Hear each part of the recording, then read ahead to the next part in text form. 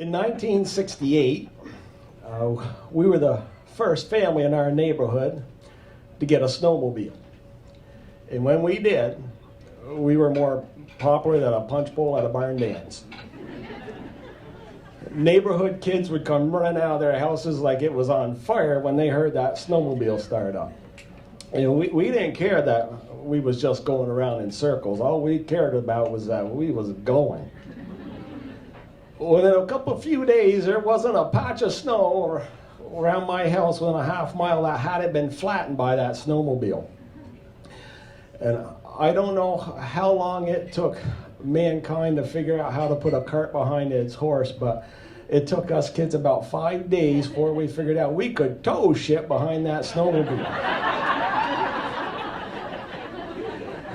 Started out with a fine saucer on a good long piece of rope.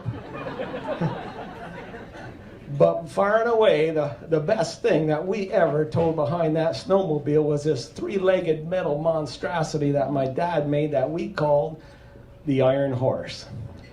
He took an old motor scooter frame and he took the wheels off it, and on the rear he put about a 5-foot long axle, and on that end of that axle he put 2 skis, kind of like outriggers.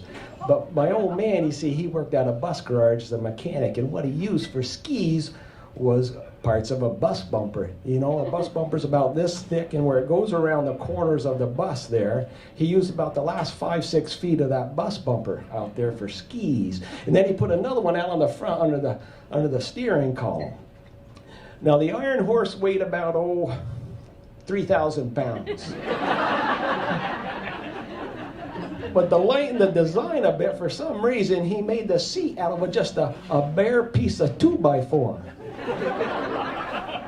It actually worked out pretty good, though, because your ass could only stand the pounding on it for about 10 minutes or so, and it kept the turnaround time for kids waiting for a ride manageable. Anyway, once again, we hooked it behind the snowmobile on a good long piece of rope. And this allowed you to zigzag along behind the snowmobile. And if you were on a downhill run where the snowmobile started too quickly, it allowed you to pass the snowmobile because there was no brakes on it of any kind. And I'll tell you, if you want to have a grip on something, because if you got some slack in that rope, it'd be taken up with a big jerk, especially if you had a big jerk driving the snowmobile. We had so much fun with that Iron Horse. I remember one Saturday we was out, a bunch of us kids, towing that sucker around the neighbor's field fast as we could go, which is how we always towed it, trying to go over these snowdrifts, get some air with it, you know. And it wasn't panning out good because the thing was so darn heavy, it would just blast right through the drift there. But my dad, he was watching, and he come up with an idea. He always said that if you had enough ideas, sooner or later you'd get a good one. And this was not one of those times.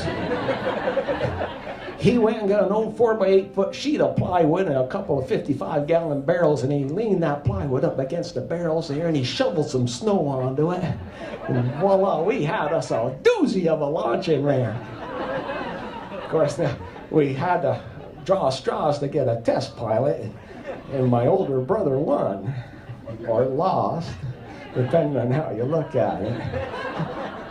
Now, why any father would let his 12-year-old son go over a jump like that on a metal monstrosity like the Iron Horse was one hell of a good question, and one he had to answer when my mom come home from shopping and see what he was doing. And Mr. Dooley, she got even hotter when she found out that he had been the second one over that jump once he saw his son had survived. I never got to jump it. She stopped us before we could, but my brother, he got to go over it twice, which almost led us to change its name from the Iron Horse to the Nutcracker due to his abrupt contact with that 2x4 on his second go. Eventually we got older and we got kind of tired of towing stuff behind the snowmobile, and we even got kind of bored with going around in circles.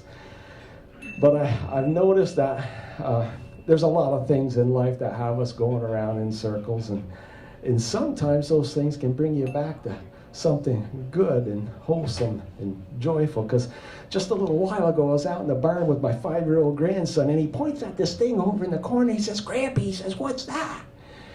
And I said, "That is a 1972 Skidoo Olympic snowmobile. It used to be my dad's." I said, "but we haven't used it in a long time. It takes some fixing up."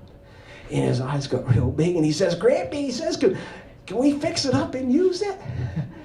And I could see the excitement on his face, and I looked at that old snowmobile. I could almost hear the squeal of kids laughing and playing, and the sound of that machine just purring over the snowy landscape. And I looked at him and I said, "That sounds like a peach of an idea.